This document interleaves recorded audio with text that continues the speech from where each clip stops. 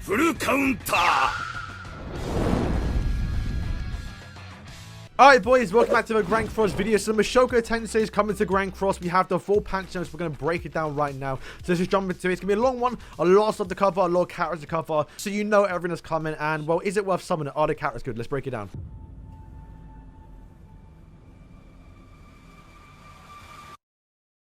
Alright, let's start with the characters. We have 4 new characters here, 2 being red, 2 of them being green. We have Rudy, who is going to be a red human buffer. We have Eris, who is going to be more of a human buffer, but only for PvE. And then we have Roxy, who's going to be an unknown buffer for both PvE and PvP. And then we have Ghislaine, who is going to be a all-out DPS PvP character for the unknown team. Those are the 4 characters. Bear in mind, this is a collaboration, which means the actual percentage rate for the characters will be at 0.25. And of course, like other collaborations, if you do pull too many copies of one character and you then want to buy someone else, you can actually go to the coin shop and spend 3 duplicate coins to buy one of your choice. There are a ton of free rewards. We're going to be getting 30 ticket summons just by logging in for 2 weeks, which adds up to 3 multis. You're also going to get 1 free multi for doing all the challenges in the event collaboration, which is also going to unlock you a free Eris. She is a character made specifically for PvE, which is why she's probably given for free.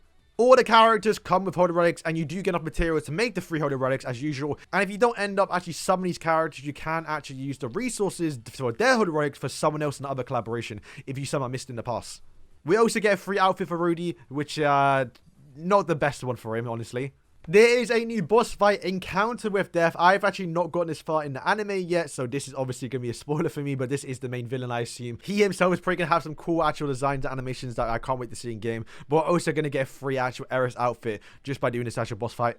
On screen now are all the outfits for all the other characters. You can go towards the live stream or watch my last video to see the actual in-game look of it, but all of them do look pretty good. Honestly, I think Rudy's the only one who didn't really get anything too crazy, but then again, I wasn't expecting him to be too crazy. But Eris, once again, PvE character, probably going to skip this one here, but Roxy got really good ones, and oh my days. Ghislaine, like, they've actually just outdone themselves on these outfits. Actually unreal. These outfits are all locked behind real currency. You cannot buy them with free gems. You cannot buy them with gems at all after the event does leave. You have to spend around £11 to £15 depending on what package you do choose. So bear in mind, if you are a new player or you want to buy some of these cosmetics, you do have to actually spend money and you can't use your in-game currency. Alright, so Rudeus is mainly a PvP character. He can be used in all contents. And to be fair, with Eris, he may be usable in some PvE content going forth, but you're not really summoning him for PvE content, that's for real, boys. But the best way I can describe Rudeus is kind of like a worse version of Purge Melee, but for humans. And we'll break it down now. So his passive, you kind of get what I'm saying in a second, right? Is for every human ally in battle, increase your own basic stats by 10%. This is very important for humans. They literally do not have any basic stats buffers, which may change with this anniversary coming out. Whenever a human ally uses a skill, you are going to apply 1 magic sphere onto the hero, but you can only max it out to 5 times. When you do use a single target skill, so not AoE, only the single target skill, you are going to remove the actual magic spears. But if you have 5 magic spears on the character before you do remove them, so when you max out the passive basically, you're going to increase your crit chance by 50% and damage dealt is increased by additional 30%. So basically, kind of like True Magic. Melee, when he enters True Magic, he does 1 massive attack. He's kind of doing the same thing here, but he is doing it for his team actually using skills rather than the enemy attacking him. So it's kind of what I mean by he's a worse version of Purge Melee. His first skill is Single Target Flood, which is a pretty good skill to have. It's going to do a lot of damage, but after 2 turns, to build up that passive to get the 5 magic spears to release it and deal mega damage, you probably would have taken some damage here. But generally, I do think you're probably going to one-shot almost every single character with this skill if you do have max orbs on. The next skill, while he's building up his actual magic sphere, he is going to be able to infect. He has a AoE infect, which does apply obviously on a tier 1 card. Every single team is getting infected at this point, apart from Goddesses apparently. And this is, yeah, a must-have. Honestly, I can see the actual JP anniversary being Sacred Treasure Barn, who is going to be a human and may even buff up humans. And honestly, I can see the meta turning out to be Rudeus, Ultimate Escadron, and Sacred Treasure Barn. Generally, he has so much potential going forth. It's kind of scary. But as it is right now, he's definitely good, but but with the way see how it plays out, because there aren't that many humans. He's kind of in the same situation as Mayel, but not as good as Mayel, so he can't really carry the human team. The ultimate, bear in mind, this is at max. You do have to get the duped out here. He is going to apply 3 magic spheres. At 1/6, it is only 1 magic sphere. And for every magic sphere, increased damage dealt by 30%, and also increased damage equal to 525% of attack onto enemies. It's an AoE ultimate. Honestly, at 6 is going to kill, but even if it doesn't kill, you're going to get at least 3 spheres. So if you at least have 1 or 2 when you're ready, you can then follow up with a single target skill to guarantee a kill into someone here. Honestly, Rudeus is kind of broken. This is actually insane. I think, honestly, if he wasn't a human and was any other character, especially unknown, he'd be one of the best characters in the game. But with the lack of human mono race we have right now, and the fact that he showed him using Excalibur Alpha, who came out 2 years ago, it's not a good look. But I do think going forth, we could be getting Skinny Eskimo, who could be some sort of a tank for the human team, and we could be possibly getting, obviously, Sacred Treasure Barn. So he has a lot of support for him. Also, his relic, what he does do is increase his attack rate stats by 5% for every orb on himself. So yeah, like I said, that single target skill with max orbs is going to just do unreal damage. Eris is the partner to Rudeus, but only for PvE, and that's kind of the problem. As you can see on screen now, she can only be used in PvE content. So honestly, what, final bosses, labyrinth, and reverse stages, and I guess boss battles. But yeah, you cannot use her in the hardest PvE content, which is obviously the multi battles. So this has limited the character drastically. Not to mention, we go towards the passive here. It's for every applicable ally participating in PvE battle, increase allied attack rate stats by 10%, and also increase single target damage by 50%. The applicable allies has to be red humans. Very, very limited. Bear in mind, we did get Kasuna, who is a red human, who's going to increase attack rate stats by 30% and also basic stats here. So honestly, if you do get her, Rudeus, and Kasuna, you have a pretty solid PvE team, but pretty solid to clear what, 3 stages. There's not that much hard PvE content out there other than the multi battles, and you cannot use her in it. Yeah, genuinely don't know what they're doing. Maybe we can cope here right now and say that we're going to get a new PvE content coming out in the future, and she may be usable for it. But as it is right now, very, very shocking what they've done here. Her relic is kind of hilarious, is for every magic sphere on Rudeus, increase applicable allies damage dealt by 10%. So you're going to get damage increase basically upwards to 50% to be fair, but it has to be Rudeus on the team. So if you don't summon Rudeus because you obviously didn't summon him, you got this Eris for free, then her relic's not even working. So very, very yikes here. Her first skill is single target sever, a pretty good skill. She already has high crit chance and high attack rate stats, so if this was Spike, it may have been better, but once again, PvE content low. Her next skill is cancel buffs and stances on all enemies.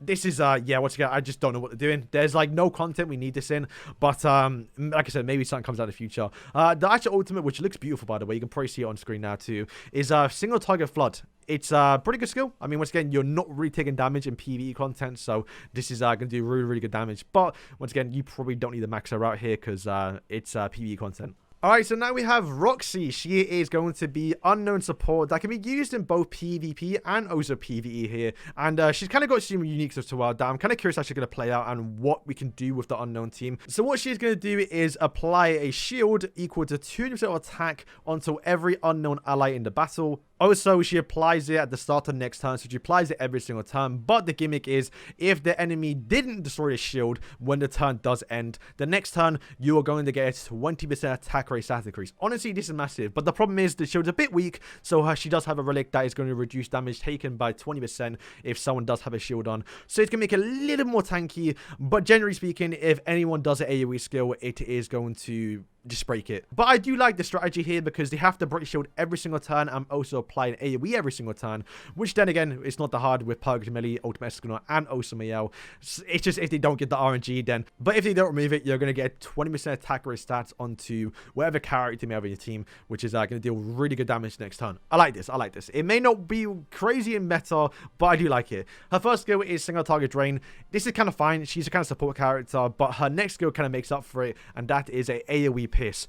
She actually did alright damage. She hasn't got any way to increase her damage here, so it's just base pierce. But I think with obviously Shuna, for example, you can bring her and actually buff up the pierce team, and you might get a little pierce Shiki combo going here. It's kind of cool, especially when you pair it up with Ghislaine, who also has a single target pierce. Her ultimate is genuinely insane, and I don't know why no one's talking about it, but what she is going to do is decrease all stats except basic stats. So you can lower their crit resistance, the resistance, their anything substat related, you're going to lower it by 160% at 6.6, 30% if it is at 1.6, and this is for 2 turns, and it also deal damage upwards to 700% of attack onto an enemy.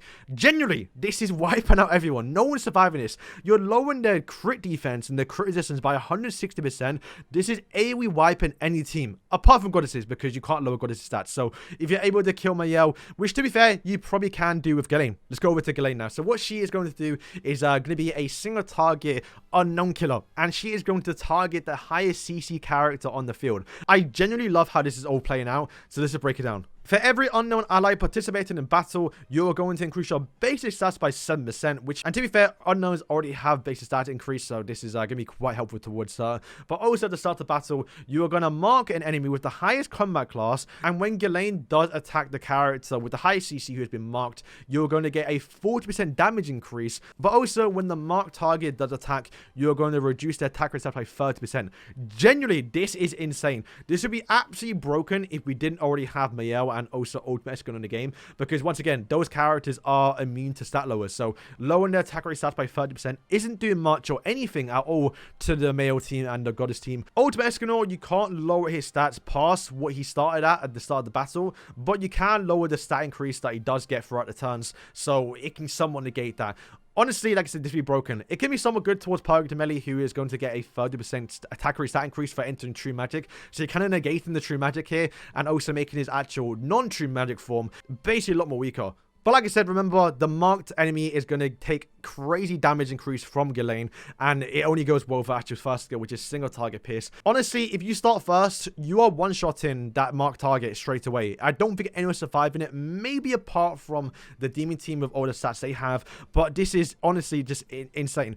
Her second skill is, honestly, you look at it, it's very boring. It's nothing too flashy, right? Cancer stances. You probably think it's a bad skill, but no, this is actually insane. And the reason why is because this is the second character in the game, and one that's going to be meta, actually, that has the actual ability to cancel stances on a tier 1. You do not have to get to this tier 2. This is massively important because, one, just to merge skills and get them to rank 2s is definitely a lot harder than obviously using a tier 1 skill. And when you're finding people like Chandler, for example, you can cancel his stance with one skill and then just target the melee with who's been marked. Like, this is generally so good.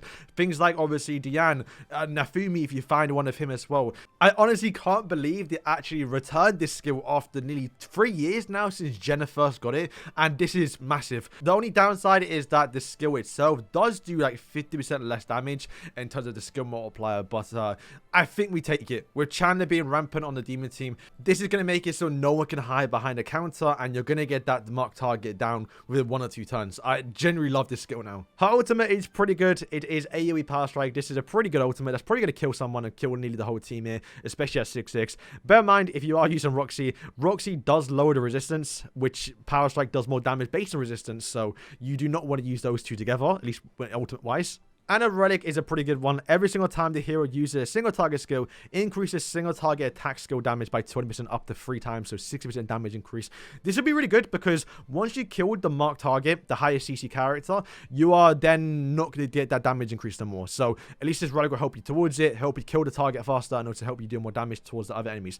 Genuinely, I love how this character plays out. You're basically disabling the highest CC character in the game, but with the way the game's been designed recently with Mayel and also Ultimate Escanor, it is going to be a bit tricky towards Ultimate Escanor because he does get, obviously, immunity. But I'm genuinely curious if we can actually start first against the Goddess team and she can one-time Mayel. That'd be kind of insane. Like I said, the way festival characters are going nowadays, they always have really high CC, so undoubtedly every single time a new festival character comes out, she is going to be hunting them. For those who want to change up the tavern a little bit, you can actually change your login bonus character to Roxy and also Rudy during this actual login period. For those who are doing Labyrinth, there actually is a new Mayel outfit, but if you do not own Mayel, you couldn't actually buy it, but now they fixed it, so once again, if you want to go back to farming and start playing the Labyrinth now, you can now buy the outfit even if you don't actually own Mayel. Alright boys, going to wrap up. Let me know what you guys think of the characters and the designs of the characters too. Honestly, I'm looking forward to more of Ghislaine. I think she might be one of my perfect unknown characters, and the fact we even got her in the game to begin with is definitely a plus. Her outfits, everything about the character, I genuinely just love now, so I can't wait to get my hands on her, which will be coming out this Tuesday for Global. If you want a quick should you summon, if you made it towards the end, honestly, summon if you like the anime. It's simple as that. The characters aren't broken when you need them. I do think Rudy may be a bit of a sleeper, and we'll see a lot more play later later on when we get more actual humans like Chaos Alpha, Sega Treasure Bond, that might be coming for this anniversary. So I think Rudy could be a bit of a sleeper, and honestly, by the time that does happen, the character will be long gone and you can no longer summon him. So I don't want to say he's a must summon just to get him once, but you know, be wary, right? Humans could be making a comeback. But yeah, like I said, generally, if you want to summon, then you summon for the characters alone. You can easily skip. The anniversary is coming out literally in a month's time. And that will feature the new festival character, which will likely be one of the best characters in the game. And will return most likely one, if not both, Ultimate Escanaut and Pug Millie. That's probably a pretty good banner to summon for. So boys, thank you for watching. And yeah, peace.